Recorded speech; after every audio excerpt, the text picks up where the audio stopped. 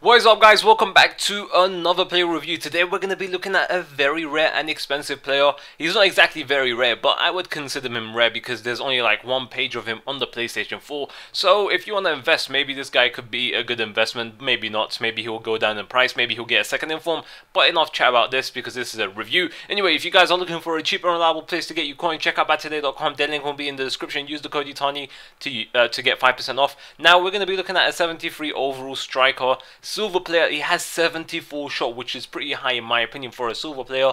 80 pace, 75 defending, 75 dribbling, sorry, and 70 heading, which is all good.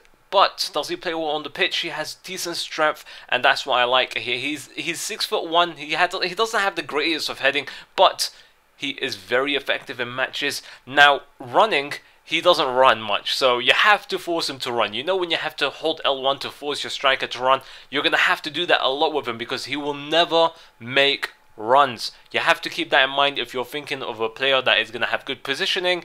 This ain't the man for you. He has that freestyle weak foot and freestyle skills as well, so that's a bit shaky if you want a good striker. Well, he's a good striker, but freestyle skills and freestyle weak foot, if you're bothered with that, you might not like him as well.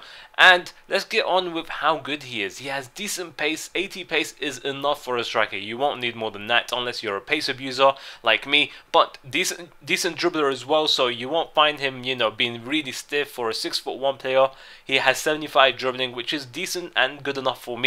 Good finesse shots from outside the penalty area. You're going to see a couple of nice finesse shots from outside the penalty area, and he is really good at them. Now, I did play only 5 matches because I did score way too many goals with him, so they wouldn't fit in the video. I couldn't play more matches. So good long shots and shot power. You'll see a couple of nice shots from outside the penalty area as well, but he seems to be more clinical inside the penalty area. He seems to be more of a goal scorer inside the penalty area. He seems to be more useful inside the penalty area rather than outside. Now, he has decent heading. You will be able to cross it a couple of times. He might score it if you're lucky, but he's not that great. He has decent heading attributes, maybe average. So for a 6'1" player, it can be a bit disappointing, but he does get you a couple of goals with his head if you're lucky. He has decent strength, so he won't be shoved off by defenders very easily, but he ain't the strongest of 6'1" players you're ever going to use. He is very effective in matches. He's scored me out of 5 games 18 goals, which is really impressive for a silver player, and I think that's all there is to it. This player was actually really good, but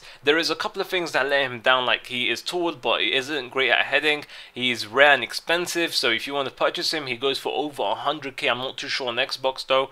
He has freestyle skills and freestyle weak foot, and he's out of position unless you force him to make runs. And that is all there is to it, guys. If you enjoyed this review, I'd really appreciate a like, and basically let me know in the comment section below who you want me to review next from this team of the week. We're coming to an end, and we might be ready for a beastly team of the week on Wednesday. Hopefully EA includes some beastly players that performed well during this week's performances. So I hope you guys enjoyed it, and I hope you guys have a very nice day.